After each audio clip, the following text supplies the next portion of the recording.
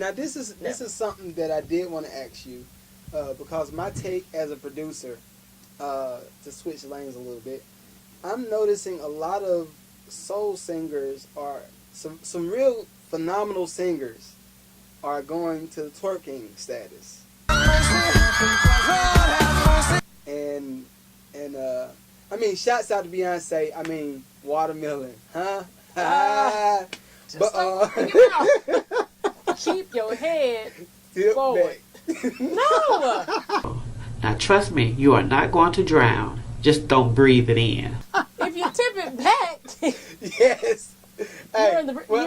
You're in the do your research. Do your research. Watermelon. We don't want to receive. Do your much. Watermelon. But what's your take on that? Like, why do you think a lot of great singers are stooping to do some lame music? Like, because lame sells. I wish that music had not gotten to this particular point where it's all about the coins. More so for the label, though. Because if the label was, I feel like if the label did not lose its integrity and actually listen to the needs of the world, just in general. People need music. That's the music that I do. I call it life music. But people need that type of music to get them going, to keep them motivated, to keep them encouraged, to keep them from losing their minds. Right. So had the labels listened a while ago to that, I feel like music wouldn't be at a place where it's all about, well, how am I going to get my money back? So if we got to twerk, work, right. Fellas, I know y'all like that, though. Had the labels that listen, then we wouldn't be to a place where they have lowered their standards, thus making artists with integrity kind of second guess their integrity.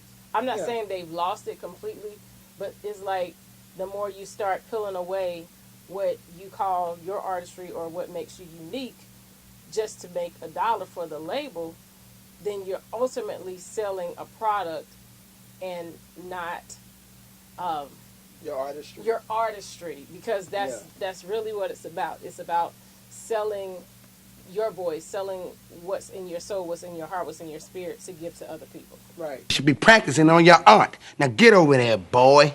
And I mean, that's really the reason for me calling this show Feels Like 9-5. Because, everybody kind of knows in the 90s it's kind of like the pinnacle of where music was. Like, people were getting $1 million contracts for an album. And I mean new people, like new artists, $1 million contract. Oh. But anyway, fast forward a little bit. What do you think about young marriage? Now I know. I'll first say this. I'm not a humongous fan of young marriage. This is why. When you're 18 to 20 to 25, you're kind of figuring some stuff out. Sometimes you want to play the game. Sometimes you need to play the game because you might be a lame before you get married. And you don't want to be insecure when you go into a marriage. So I feel like you don't experience real adulthood until 26, 27 maybe. But that's just me. If you're young and you're married, my bad, but kind of not. But, it is what it is. But what's your take? I could talk about it all day because, and I mean, everybody's different. And some marriages, like my parents have been married forever, 31 years. Mm. And, that was then, before twerking. BT, before twerking. So, I think people did pick up some of their parents and grandparents' mentality. Back when, probably over 30 years ago, apparently, probably like over 50 years ago, a lot of black families would marry their children off, more so their daughters, right. Because, they needed another man to take care of them because they had like 10 more kids. So, it's like, oh, you're 18 or 15, I'll marry you off so I can, be able to take care of the rest of the family. We can all eat. Right. Partake. So So, you know, I think a lot of people have taken on that mentality of, oh, I got to hurry up and get this done. I got to rush and figure this out, or get married, not figuring it out, though you are figuring it out because you don't know who you are 100%. And a lot of people will probably say, oh, I know who I am. And that's fine. It's great if you do. But normally if you're fighting to say that you know who you are, you don't know who you are. I'm a man. I am an anchor man. Normally a person who's matured and they have that identity about themselves, that confidence, it shows. Anybody can see it. But normally, you know, you still wet behind the ears, you got milk on your top lip and stuff. It's evident. Yeah, it's kind of like the hoe that say that she's real special.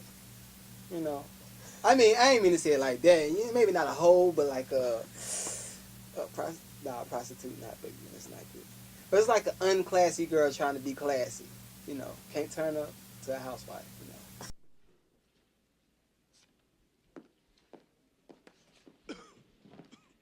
Oh man, I mean, I hate to end this great interview, but I want people to know what's next and where they can find you.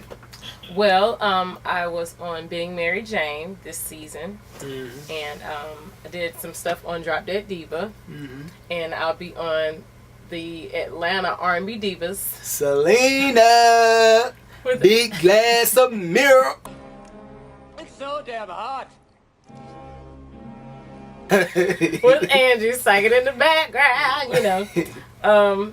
So I got a lot of things happening. I have my Life Acting with ShameiaLaCrawf monologue and dialogue series that comes on my YouTube channel / Shameia Music. Yeah. All that'll be on the bottom of the screen because y'all lazy. I know y'all lazy. Yeah, I'm not sure if I said it's every Tuesday, but it's every Tuesday. So stay tuned. Make sure you subscribe. I would appreciate it. Please do. I have some accessories coming out. I have a project that we're working on together that will be coming out this year. Stupid. Amongst many, many other projects, I have a lot of things that I'm keeping on the hush-hush, and I'm working on the marketing. You'll see the marketing before you see the product or whatever it is that I'm coming with. So that's pretty much it for me. A lot. So stay glued to your seats waiting for it to come. Waiting to pee. Gotta pee.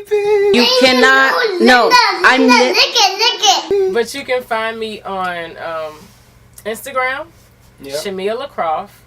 I'm on Facebook. Shout out to ATL saying. What up, Kim? Facebook. It's Shameia Music on Facebook.